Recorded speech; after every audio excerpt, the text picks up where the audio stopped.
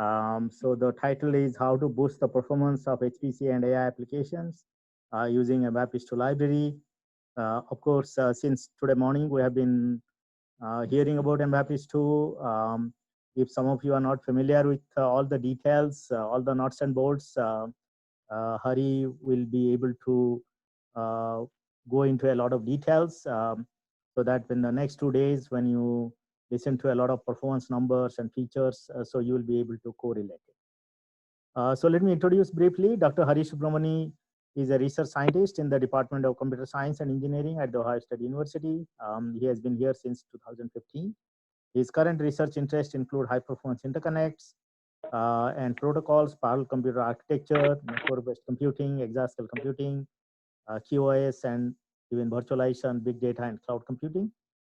He has published over 70 papers in international journals and conferences related to these research areas.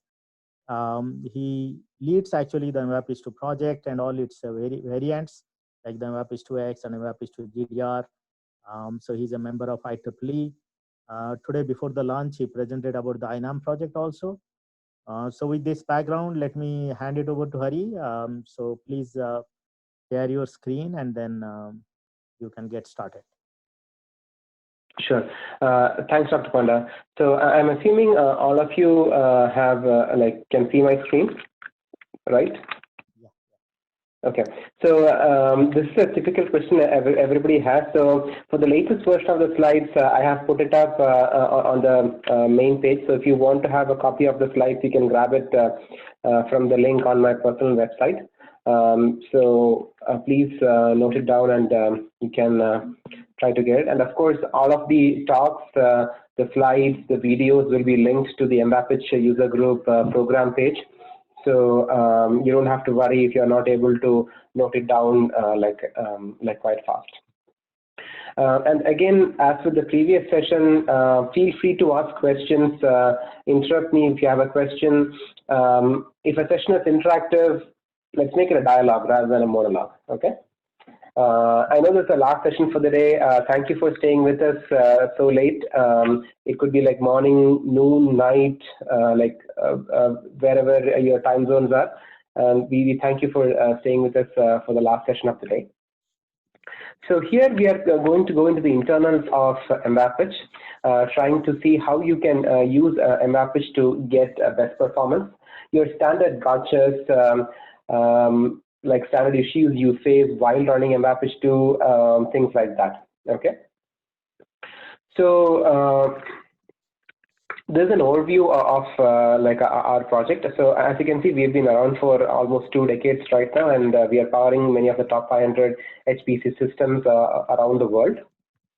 So in this talk, we'll be discussing more about what MVAPICH2 is and more details of that.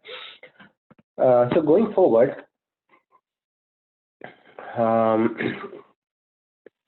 sorry. Yeah, so this is an architecture of the MVAPICH2 software family for HPC and deep learning. So as you can see, there are different components that we have, like point-to-point communication, collective communication, job startup, energy awareness, remote memory access, fault tolerance, virtualization, introspection analysis, things like that.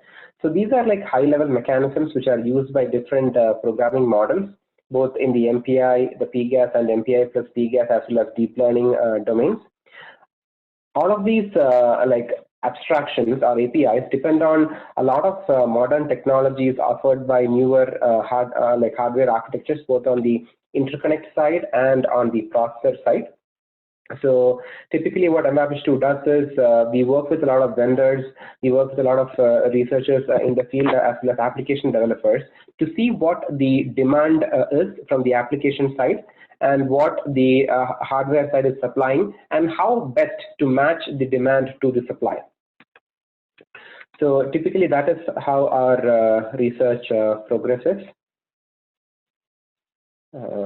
Sorry, I'm having a technical glitch. My screen seems to have frozen on me. Sorry, yeah, so it's back now.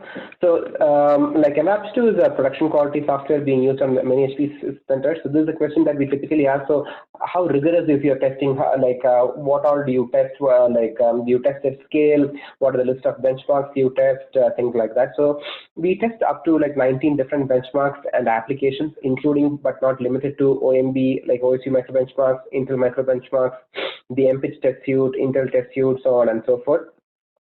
Almost 18,000 core hours are spent on each commit. We also do very extensive automatic testing procedures, to, like all the way from builds to tests.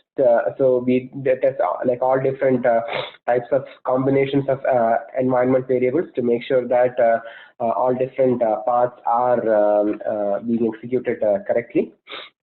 We also have automatic methods to determine sources of performance regression. So we periodically try to compare the performance of one version of our library with a different version of the library to make sure that everything is green, there are no bad spots. The performance is improving release upon release. So this is something that we always work on and make sure that before a release, the performance as compared to the previous release is either equal to or better than it. And we do this for all different kind of CPU and GPU as well as network architecture. So we do it for NVIDIA GPUs, AMD GPUs, ARM processors, AMD CPUs, Intel CPUs, FAR9s, the Thor network adapters from Broadcom, iWarp adapters from Chelsea, like InfiniBand adapters from Mellanox, so on and so forth. So we do an extensive set of performance regressions. And at a high level, these are the goals that MVAPICH2 is the project is hoping to achieve while driving the MPI community towards exascale. So we want to have scalability for million to billions of processes, scalable collective communication. So collectives are extremely important for MPI applications. So you need like offloaded collectives. So as Deva was mentioning earlier today, so you could offload collective operations to the network adapter using core direct technology. So we have support for that. You can also offload collective operations to the network completely using Sharp. We also have support for that. And with this kind of offload, while you can offload your blocking collective communication, there is also potential to accelerate non-blocking collectives, which we have support for as well, and obviously topology awareness. So being aware of your intra-node as well as inter-node communication topology is extremely important. So intra-node topology was fairly simple until recently, but now with the introduction of like extremely dense many-core systems like AMD's EPIC, you are having different kind of intra-node topologies as well. And as you saw in Jitin's presentation about Microsoft Azure, they also reserve some cores for the hypervisor.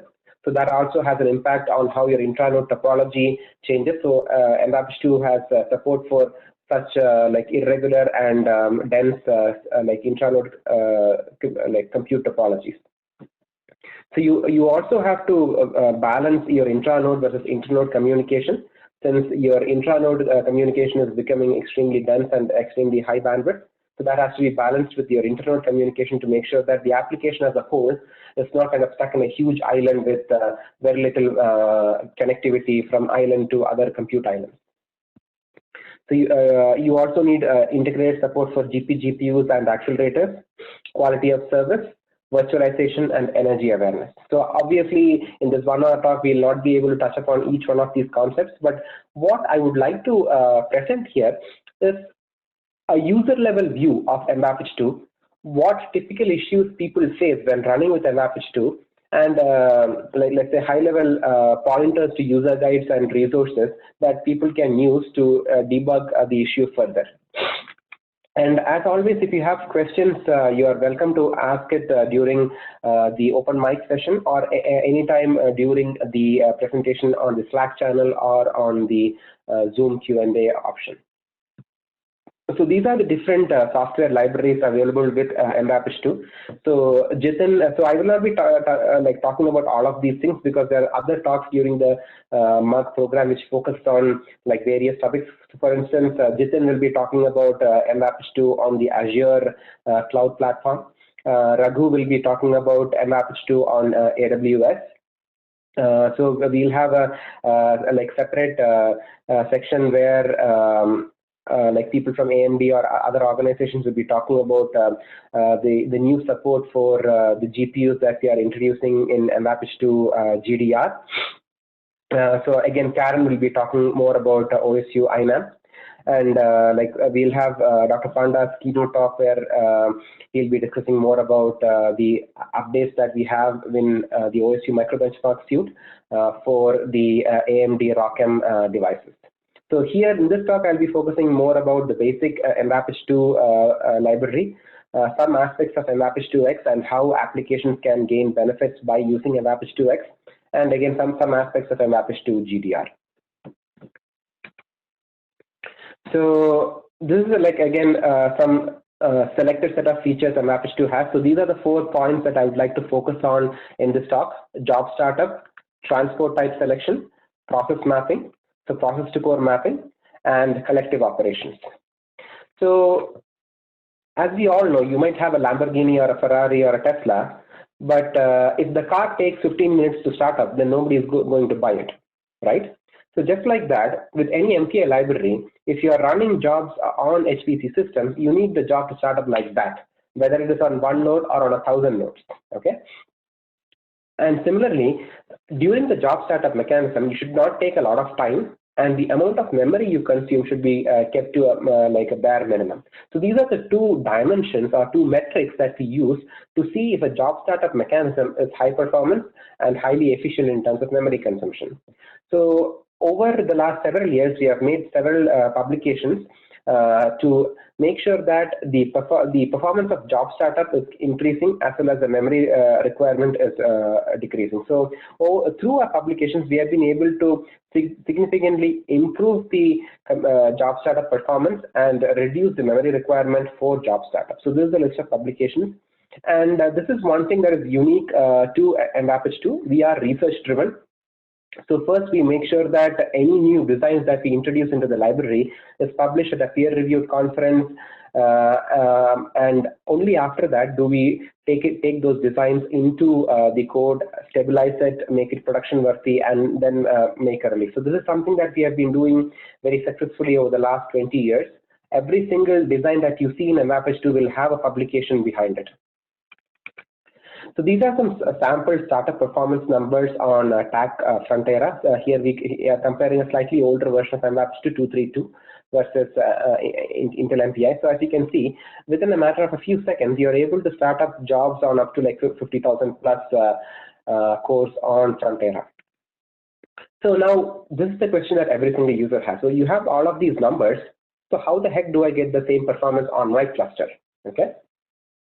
So in this slide, we exactly focus upon that and highlight what are the environment variables and configure time options you need to use to enable such job startup performance numbers. So typically, if you look at MVAPICH2, we always assume that your cluster is heterogeneous in terms of CPUs or GPUs or HCAs or network adapters. But in most HPC centers, the cluster is more or less homogeneous in terms of your hardware resources. So if the cluster is homogeneous, then if the user can tell us that, MVAPICH2 can avoid unnecessary exchanges to figure out the heterogeneity of the system at startup. So by setting this variable to 1, there are a lot of unnecessary data transfers that the library can avoid. By just believing in the user when he or she says that, the view of the hardware seen by one process is the exact same as seen by all the other processes in the job. So that is what this variable does, and it has a significant impact on job startup performance. So I would highly recommend that if your cluster is homogeneous, set this variable to 1, and you will see significant improvement. And similarly, this is another variable that you can set to 1 to enable on-demand exchange of endpoint information. So instead of having to exchange all the information at startup and then starting the job, you use the information or you fetch the information only when the information is actually required. So these are 2 variables I would highly recommend that you always set to 1 when you start up the job. We also have support for different kind of job launchers. We have support for Slurm, PBS, Torque, MPI and RSH, Hydra, so on and so forth. So we also have support for the PMIX job launching, process management interface protocol. So we have tested the PMIX feature inside Slurm. We are compatible with that and do work. We also have certain extensions that we did force learn, which are available for download from our website. And these are the kind of extensions that resulted from like all of these publications that we had made to improve the job startup performance and reduce the memory utilization. So I would highly recommend that you guys try it out if you have a chance. So all right, fine. Now that I have started up my job, what do I do now? I need to start performing basic communication operations. For this, if you are going across the node, you obviously have to rely on the high performance interconnect. Now, you might be relying on InfiniBand or Rocky or Ethernet or any of those networks, but your transport protocol has a lot of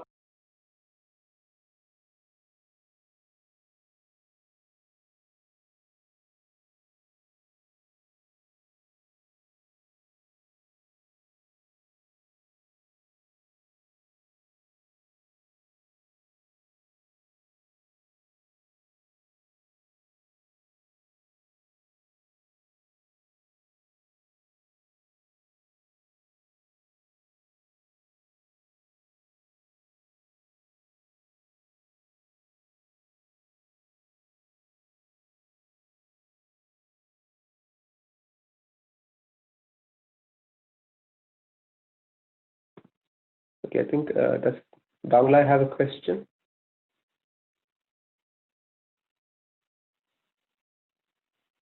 Okay. So, Dangla, do you have a question? Hari, I think we're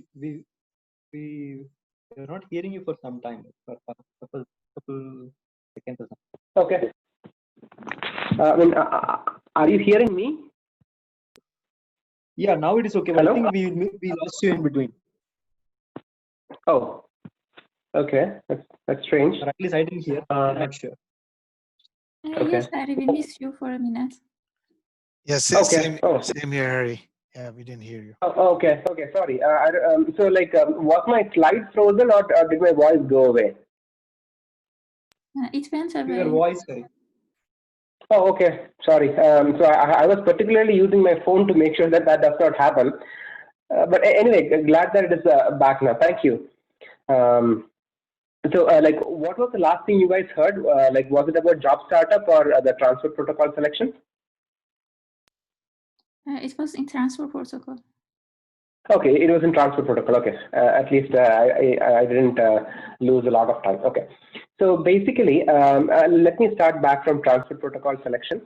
So depending on the transfer protocol you select, you can have either extremely good feature set or extremely good scalability. But what we ideally need is both. We need good feature set with good scalability. So that's where MVAPICH2 has support for different kind of transfer protocols. RC is reliable connect, so it's like a fire and forget TCP/IP. It is extremely feature rich, but the problem is that there's a lot of overhead as far as your network resources are concerned, since the network adapter now has to maintain state for every single network endpoint. On the other end, you have UD or unreliable datagram, where the job of ensuring reliability, retransmission, all of those things are handed over to software from the hardware level. So this gives extremely good scalability in terms of network resources, but from the feature perspective, it is not extremely feature rich because you don't have support for atomics, you don't have support for like RDMA, like things like that. Okay.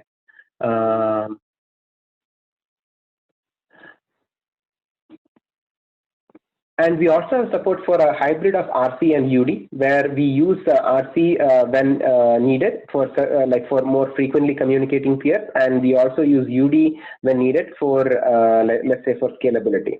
So as you can see from these performance numbers, for like benchmarks like HPCC random ring, where you have a lot of random communications, using RC can have a lot of QP cache thrashing, resulting in very poor performance. But if you use UD, the overall overhead gets significantly reduced. Now, the biggest question for users is, how do I enable it at configure time? How do I enable it at runtime? Things like that. So like a couple of talks ago, like somebody asked, why don't you enable this by default at configure time? And with the last release, we have done that. So this configure flag is no longer needed to be specified. This is automatically enabled at configure time. And these are some of the environment variables that you can use at runtime to, if you want to enable it like forcefully, or if you want to determine the job size after which it gets enabled by default, and the number of RC connections or UD connections you want to enable.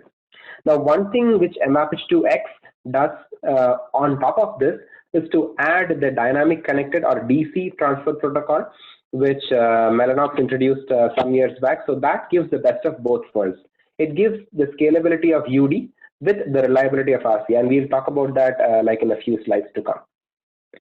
So for extremely dense communication patterns, so for instance, if you're using applications like Neuron, which again we'll hear from like folks from EPFL Zurich. So if you're using very dense communication patterns or extremely large all-to-all communications or extremely random communication patterns, using UD will have significant improvements in performance when compared to RC. So this is something that is extremely critical that you guys are aware of, especially if you want to scale out to many thousands of processes. Okay. So going forward, this is the second most important place where people get stuck: process mapping. So typically in the multi-core domain, you have a very complicated concepts of NUMA domains, memory regions, local memory, remote memory, things like that. If you don't operate upon it very carefully, you get very, very poor performance. So for instance, if a process is trying to access a process on a, let's say it's trying to access a memory region on a remote socket or on a remote NUMA domain, your performance will be extremely bad. The same goes if a process is trying to access like a network adapter on a remote memory, on a remote like CPU socket. So you would see, especially on your AMD EPYC and Rome systems where you have multiple NUMA domains and like complicated intra-node topologies, if a process is trying to access an HCA on a remote socket, your performance will be significantly worse. So ensuring that the processes are mapped onto the right processing cores or CPU cores and they are using the right network resources is extremely critical for the best performance. So to achieve this, MVAPICH2 has different kind of supports. There are certain preset binding policies which users can use and some user-defined policies as well. So under user-defined policies, you can just say that I want process 0 to go on core 1, process 1 to go on core 2, core 3, core 4, so on and so forth. But with user-defined policies, okay, so there is a question about the size for hybrid. Okay, so the question is this: why is the threshold for hybrid not set to a lower number, like 128 processes in the graph that was shown? So let me go back to the previous slide. So here the question is, why was the default value set to 1024? So it is a factor of your network's capabilities. With newer InfiniBand networks, you don't see this cache thrashing issue with a small number of queue pairs. So typically what we have seen is that once you cross, this is based on experimental evaluation and analysis, once you cross about 1,000 processes, that's when the overhead of your communication becomes large enough for the transfer protocol selection to make a difference between RC and UD. So, however, if you are using extremely dense communication patterns like all-to-all or random communication patterns, it may show up earlier. So that is why we set a default value based on whatever we have observed, and we give you the flexibility to change it to any value you want at runtime. Because it is extremely hard for us to predict what the right value will be for all different applications out there. So that is the reason why it was set to like 1024 instead of a lower number. And again, these are things that we continually try to reevaluate and see what is the best time to switch over from one transfer protocol to the other. So I hope that answers your question. So going forward, so we'll come back to this like binding policies. So we have a lot of binding policies. So like the default is like bunch. So basically what happens is that if this is the way your CPUs look like, if you select the binding level as bunch and the mapping binding level as core and the mapping as bunch, what would happen is that all the ranks would get bound to one of these sockets in a very dense fashion. Okay. So, and rank 0 will be bound to core 0. It cannot move around. However, if you want it so that I just want all of these ranks on this particular NUMA domain or this particular physical socket, but they can move between these things, then what you would set is that my binding level is socket or NUMA node, which means that the processes themselves can move around between these cores, but it cannot go beyond this socket. Okay, so you are stuck to this socket, but within that socket you have the flexibility to move the processes around to any CPU core that you want. So if you want to achieve that, you would set the binding level to socket or NUMA node. Now similarly, if you want to ensure that the processes are equally distributed across multiple sockets, you would set the binding policy to scatter. Okay. So for instance, if you have a very memory hungry application where L2 cache matters and you want to use all available memory on the system, then typically you would set the binding policy as scatter. Okay. And similarly, just like with bunch, depending on the level of your granularity of binding, it can either be core, where you bind to a particular physical CPU core, or the entire NUMA node, where you bind to an entire socket. Now, one thing that you always see, and a lot of people see this, is when you are using MPI plus OpenMP programs or MPI plus threads. So MVAPICH2's default policy is always core level binding. So what happens here is that if you select core level binding, and if this rank is using multiple OpenMP threads, so again, this is where the logical view of the system and what actually happens in the physical system has a lot of difference like from each other.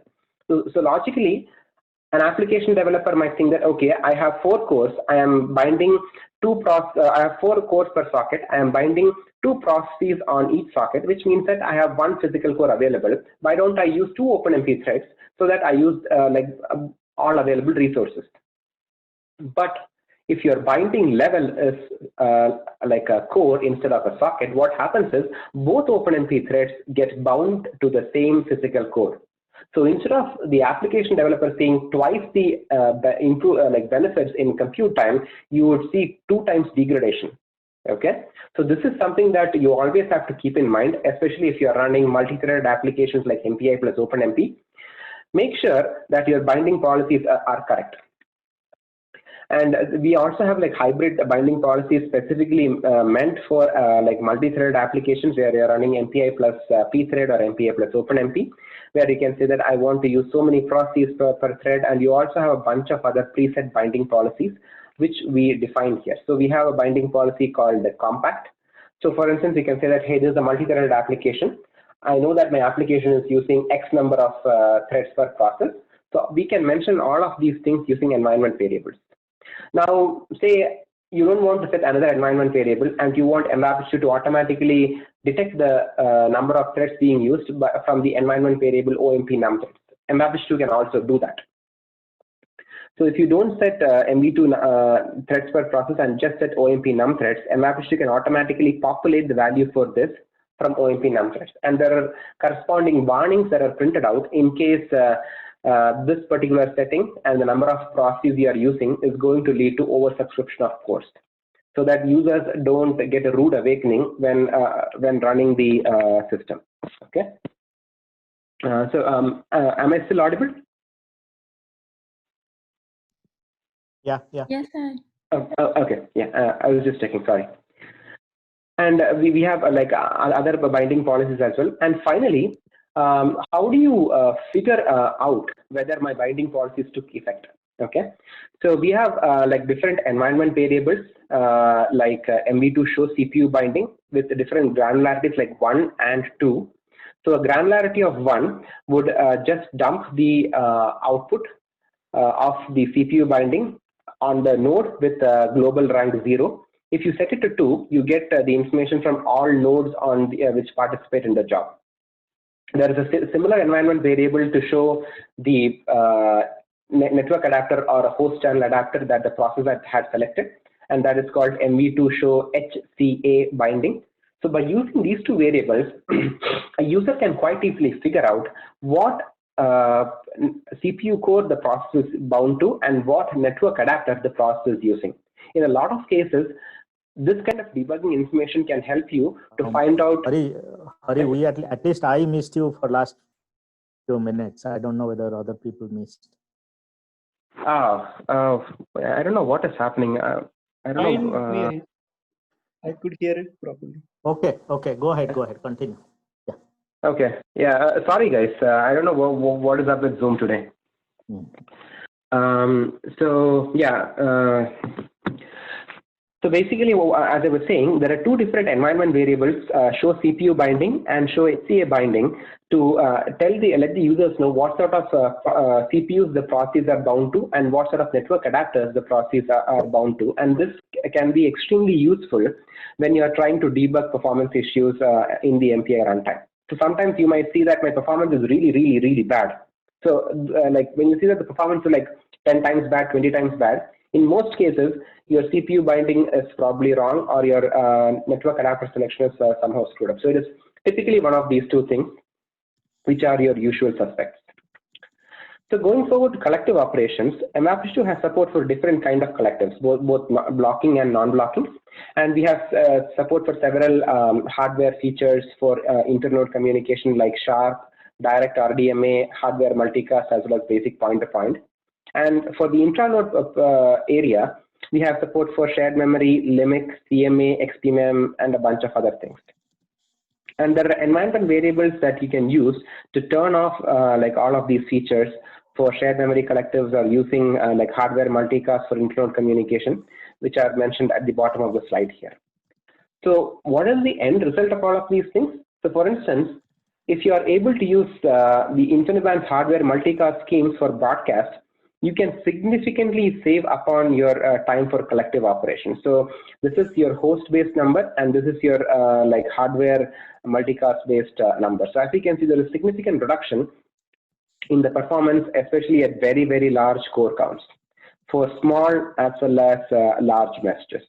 So the benefits of such hardware-enabled schemes are seen more as your system size increases. So we have this support for like broadcast, like hardware multicast based support for broadcast as well as scatter for different kind of message ranges. And as you can see, you have like varying performance for these two features. As mentioned earlier, we also have support for the SHARP feature from Mellanox. And you would have seen more details of this in the talk by Devinder as to how we can use it. But just a quick mention about how you can enable support for SHARP in an MVAPICH2 at cut time and runtime, and what sort of benefits you see at the application level because of that. So these are the variables that you need to enable at configure time and runtime.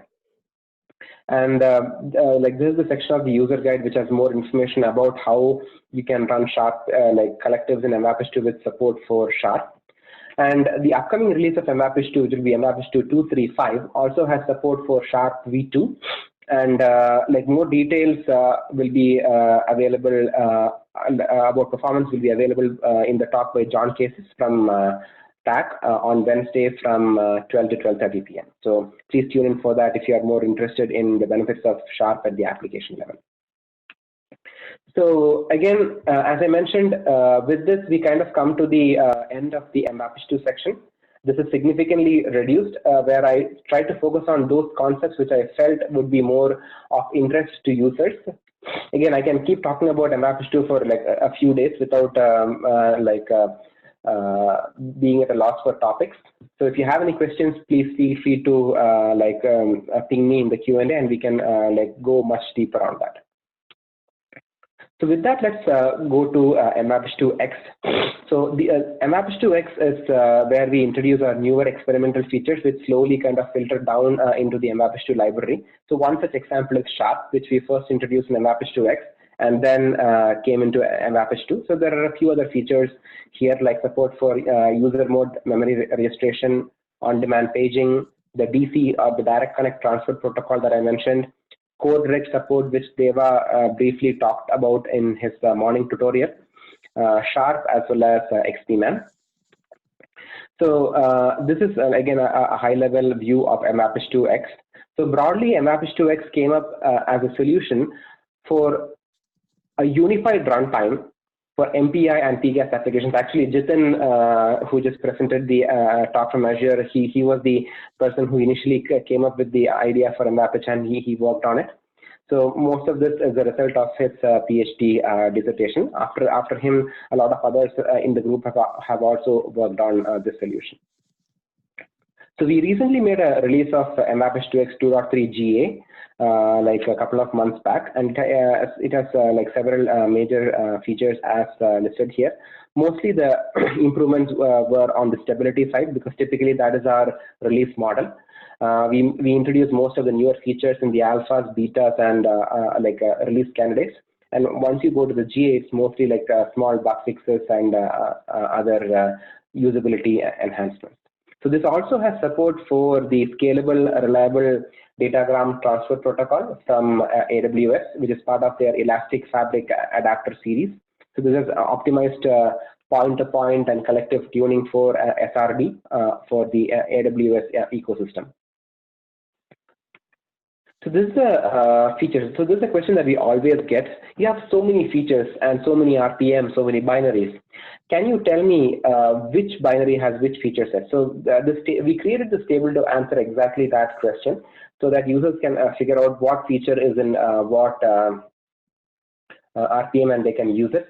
And talking about RPMs, I'm not sure if you guys saw the release note, but MVAPICH2 and all the associated libraries are available through SPAC, which is the package manager which most of the DOE people are using. So SPAC is like a from source build package manager, and MVAPICH2 is available through SPAC right now. And you have all of these features available through MVAPICH2X in SPAC as well. So again, I'm kind of cherry picking some important features of MVAPICH2 and just presenting them here. And again, this by no means shape or form a comprehensive list. So earlier I mentioned about the importance of transport protocols and the impact it has on application performance. So these numbers were taken with the Neuron application, which is used by a lot of brain simulation or like neuron simulation scientists across the world. So the folks, our collaborators from EPFL Zurich also use it. So we were trying to see if we could improve the performance of all-to-all on that particular cluster by using optimized transport protocol selection. So these results were taken on a KNL system with the InfiniBand EDR network adapter. So broadly, what we can see is that with optimized selection of transfer protocols, there is a significant improvement in execution time, especially as you go to scale. This is very, very obvious as you go to extremely large scales, where there is a significant overhead for establishing your connections as well as communications with your RC transfer protocol. So it is at scales and at dense communication patterns like this that using the optimal transfer protocol can lead to significant benefits in overall execution time. And as always, these trends keep changing as your cores become fatter or as your nodes become fatter and your networks become faster. So for a KNL plus IB system or a Xeon plus IB EDR system, these are the trends that we had observed on the EPFL Zurich BB5 Blue Brain project cluster. So this kind of shows the impact your transfer protocol selection can have on application performance. So this is something that you need to be very careful and very mindful about, and make sure that you select the right transfer protocol for your right for the right application at the right scale. So this kind of highlights that capability. Now going forward, what can we do for dense like multi-core, mini-core systems? So as you guys know, for internal communication, historically for large message transfers, people have used single copy or the so-called zero copy approaches to transfer data from your source application buffer to the destination application buffer using kernel-based mechanisms such as CMA, KNM, LIMIC, or XTMAM. But the problem is that this has been limited so far to your point-to-point solutions. It has not bubbled up to higher levels of APIs like collectives. So here what we have tried to do is we have tried to see if using such kernel-based transfers can help for collectives as well in a direct fashion. So as we can see, using CMA-based collective operations have significant performance benefits for your very large message range. So that is for like one solution for your intranode operations.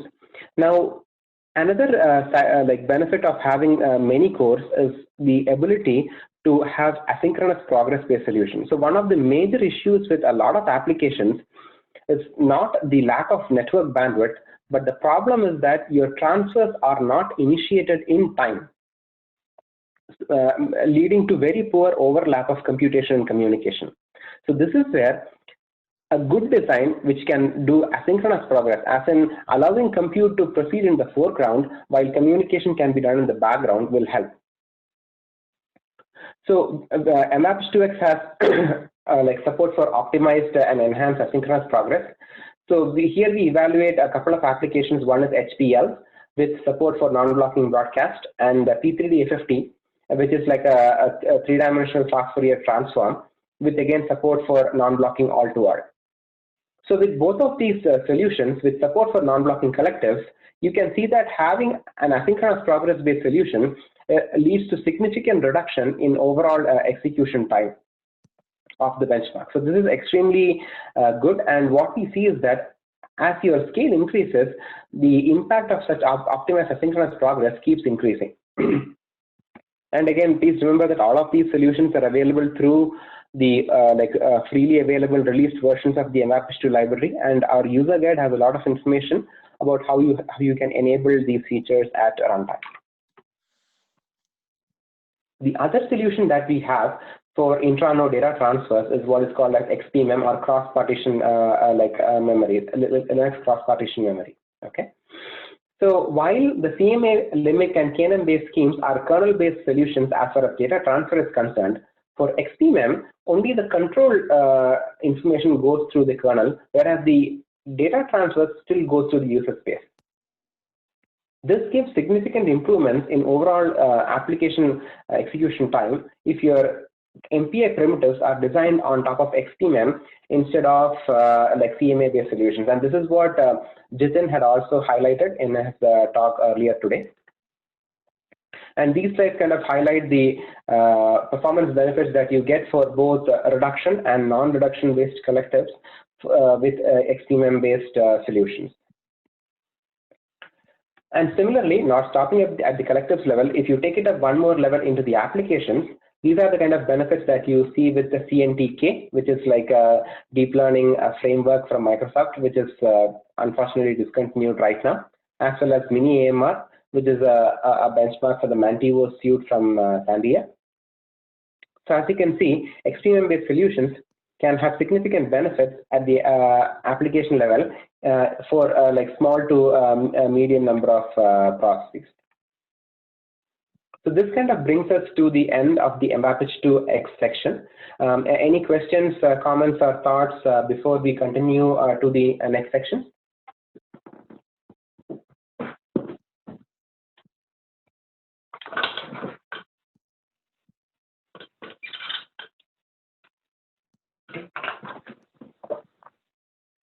So if there are no further questions, I guess we can carry on.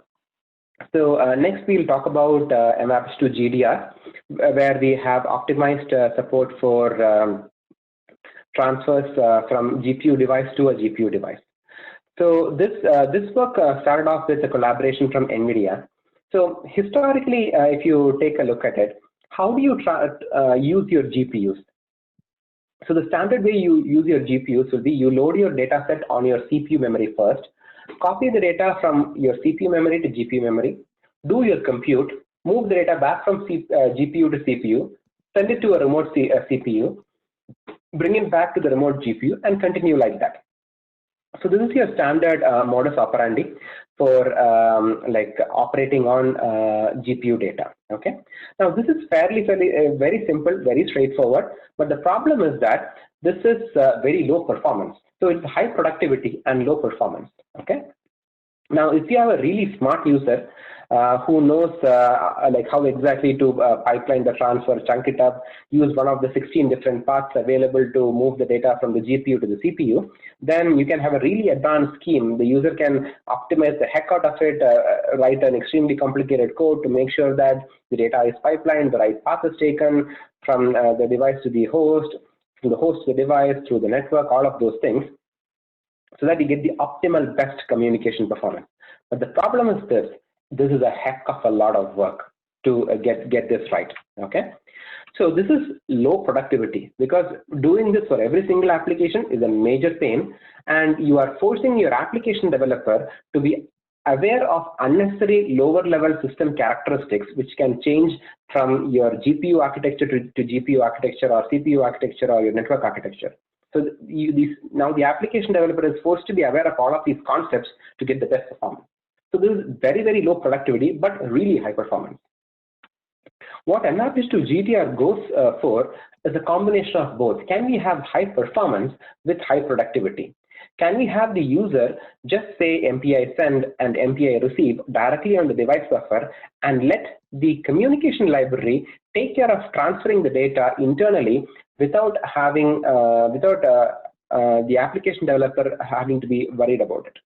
So this is what we call as CUDA aware MPI, which is both high performance and high productivity. Okay.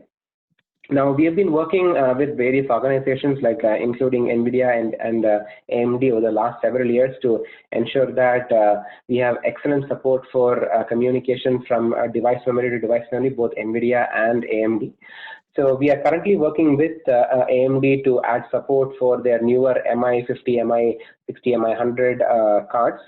And you will be seeing a release from the OSU side with MVAPICH2 GDR and OMB, which has support for these device-to-device transfers. More details will be available in talks by Dr. Panda and Park Louis from AMD.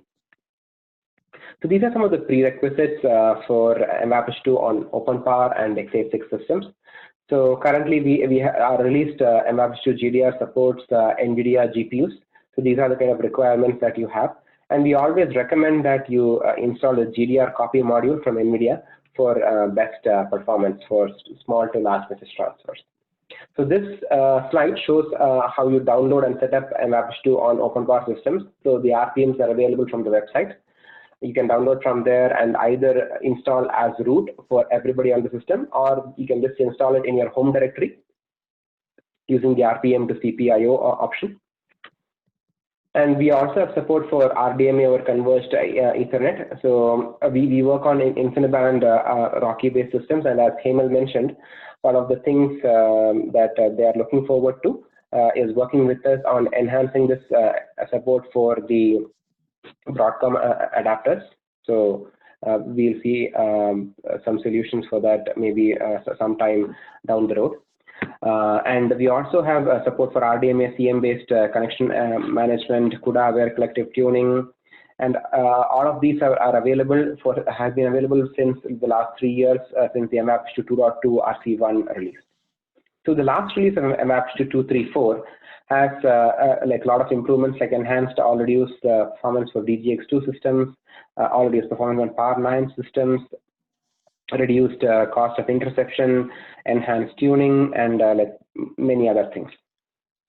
Now let us switch our hats and put on a user's perspective and see what all variables we have in MVAPICH2 to tune and tweak these parameters. So these are some of the variables. So one is to enable or disable use of GDR copy. So by default it is enabled, but on several systems you may not have GDR copy. So in those systems you can set this variable to 0, and if GDR was not able to find this GDR copy library, it would print a warning saying that, hey, this library was not found. Can you please point to the path of this library? So you would get like all sorts of warnings and messages like that. Similarly, you have like other environment variables to find out the limit at which you need to stop using GDR copy, or when do you want to use like different kind of device to host transfers or host to device transfers. So this slide deck, we would like the slide deck to be kind of a cheat sheet for you. So if you want to quickly take a look at what environment variables GDR supports, you can just quickly look at it and see what all is there and what is the impact of that. And of course, more details about all of these parameters are available in our user guide. So we also have support for loopback based data transfers, and as I mentioned, there are like 16 different paths available to transfer data from the host to the device, and device to device, and the remote to device to device to remote device. So one of those paths is using loopback based transfers over the IBHCA, and these are the environment variables to enable and disable that. We also have variables to enable and disable the use of GPU direct support, as well as the limit up to which you need to use GPU direct.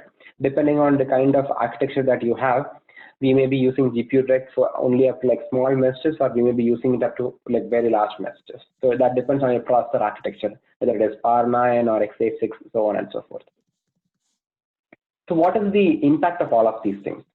So these are some slides which shows the benefits of using these solutions at the application level. So you can see that with this molecular dynamics application like HumeDBlue from the University of Michigan, so we get significant benefits if you use GDR, especially at scale for different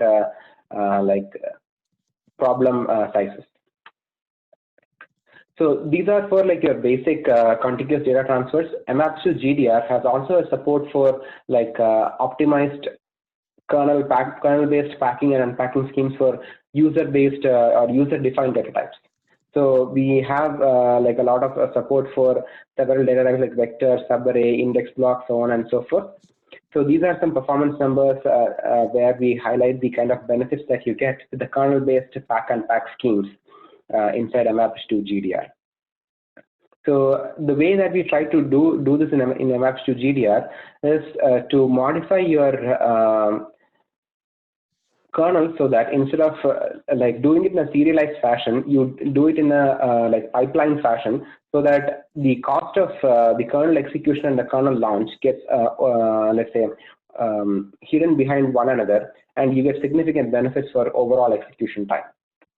So through such design, we have actually been able to scale real applications used by, for instance, so this is an example where we worked with Meteoswiss, which is the weather forecasting agency for Switzerland, CSCS, which is the Swiss National Supercomputing Center, and NVIDIA, to see how we can accelerate weather forecasting in Switzerland. So this is currently being used on a day-to-day basis in CSCS to do weather predictions. And this is how some of our solutions are having a real-world impact, with like different scientists and like people around the world.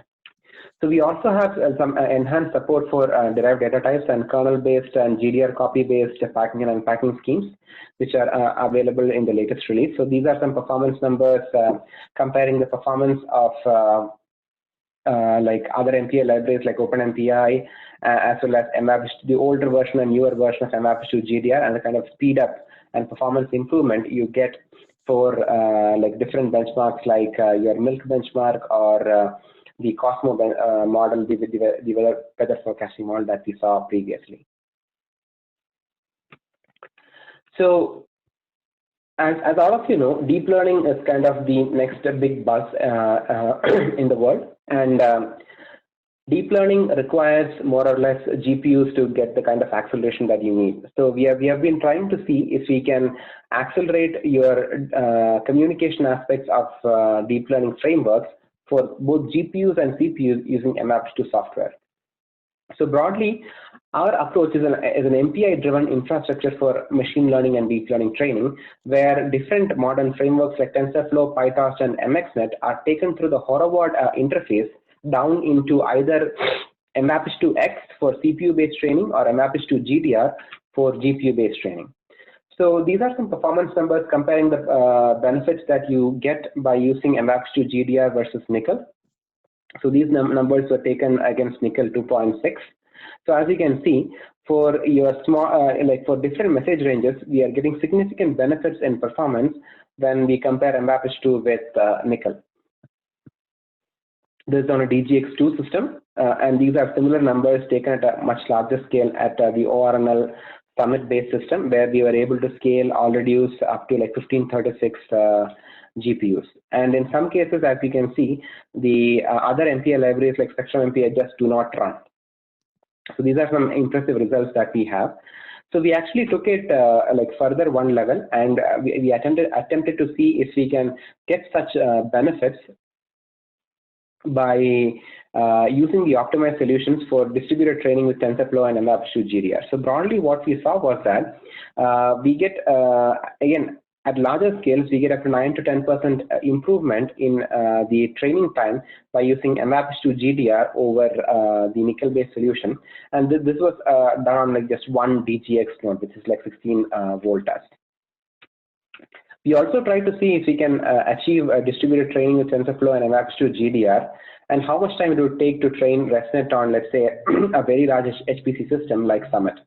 So broadly, we were able to achieve a time per epoch of 3.6 seconds, which would mean that you could train the entire ImageNet data set in about like 5 minutes. Okay. So this is the kind of performance benefits that you are potentially able to get with MVAPICH2 GDR for GPU-based deep learning training. And these are some results that we got on TAC Frontera at about 2000 nodes. So as you can see, we get near linear and very close to ideal scaling. And we are able to report a peak of 260,000 images per second on 2000 nodes on TAC Frontera, which means that ResNet 50 can be trained in about just 7 minutes. So this is how we are able to scale out both MVAPICH2 and MVAPICH2 GDR, or let's say the deep learning frameworks using MVAPICH2 and MVAPICH2 GDR for like training very large images. So with this, let me go to a compilation of best practices. So this basically shows the application level impact of all of these designs and tuning parameters so that you get a holistic picture of the kind of benefits that you get. So this is the benefit of tuning your eager threshold.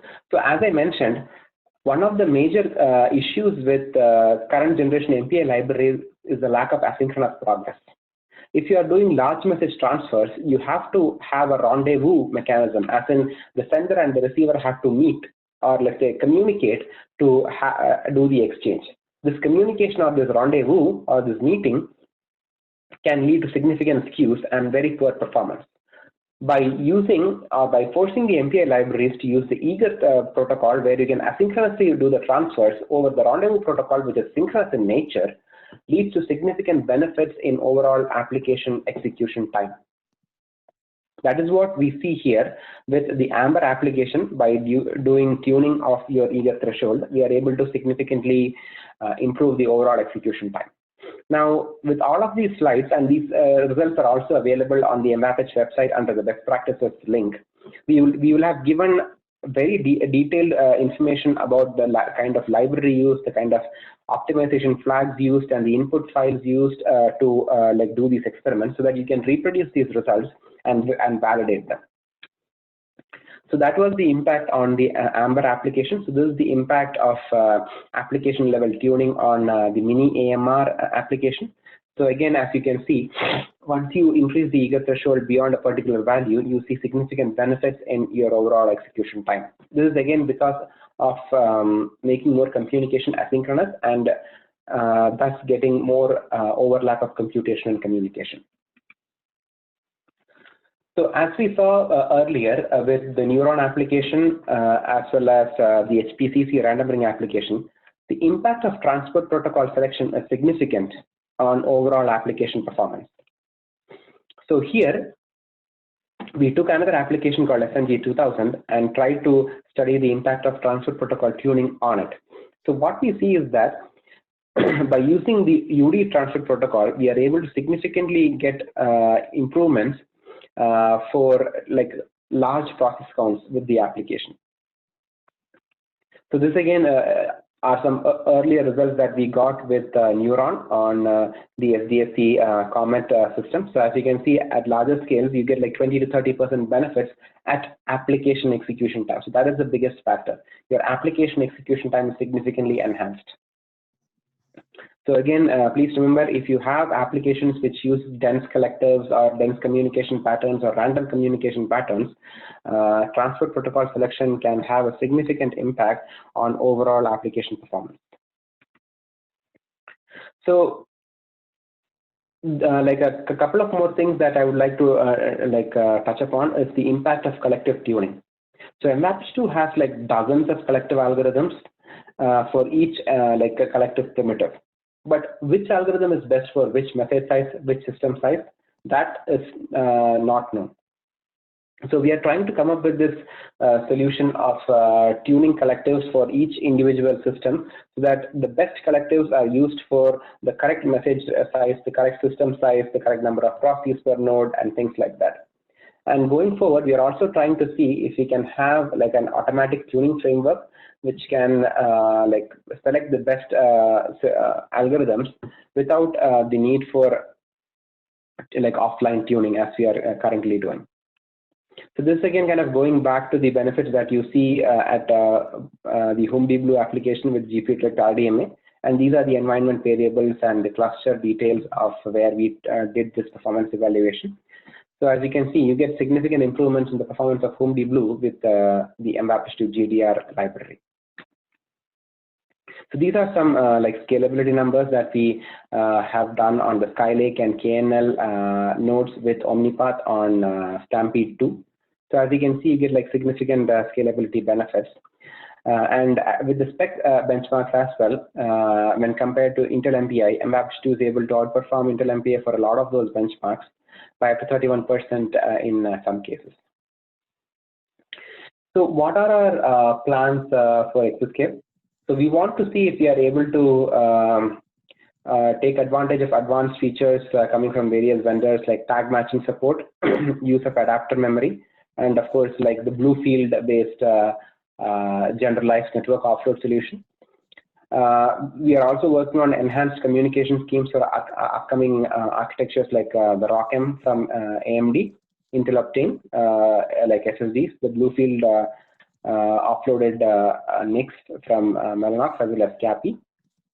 We also want to see if we can extend topology-aware collectives and energy-aware designs and virtualization solutions, and some of these will be available in future releases of MVAPICH2.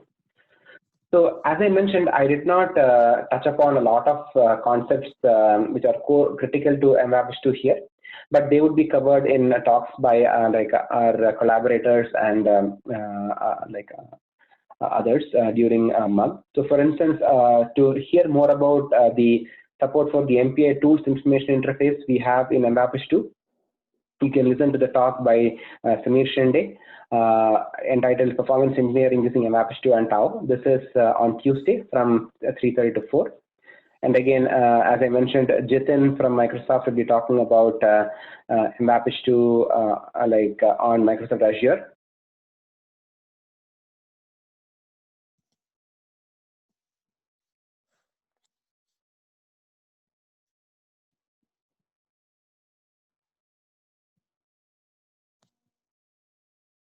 We just lost you briefly.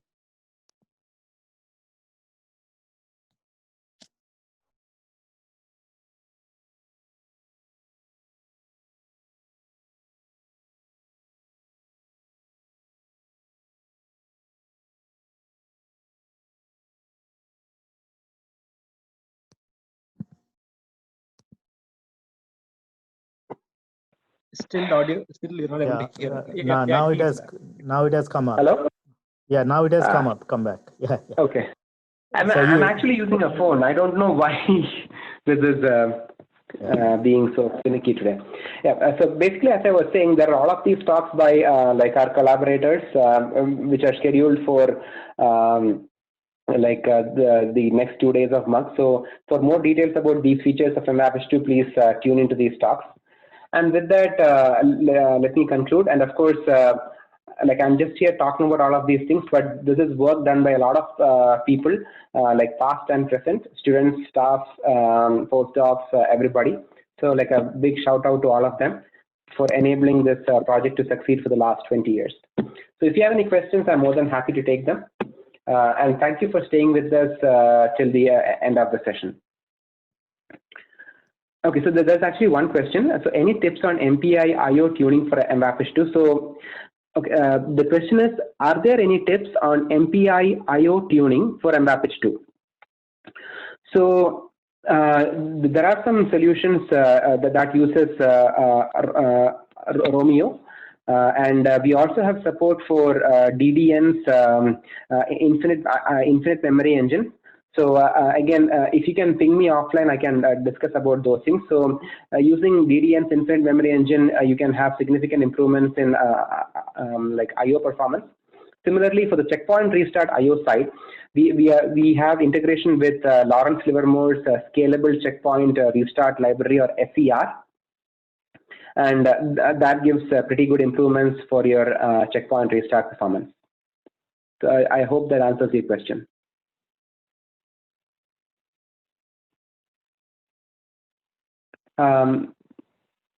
Any other questions, thoughts, comments? Things that you would like to see in MVAPICH2 going forward, the good, the bad, the ugly. So feel free. If not, I think this is the last session for the day. Thank you for staying with us, and we can call it wrap. Dr. Panda? Yeah. So thanks again for everybody staying. So tomorrow again,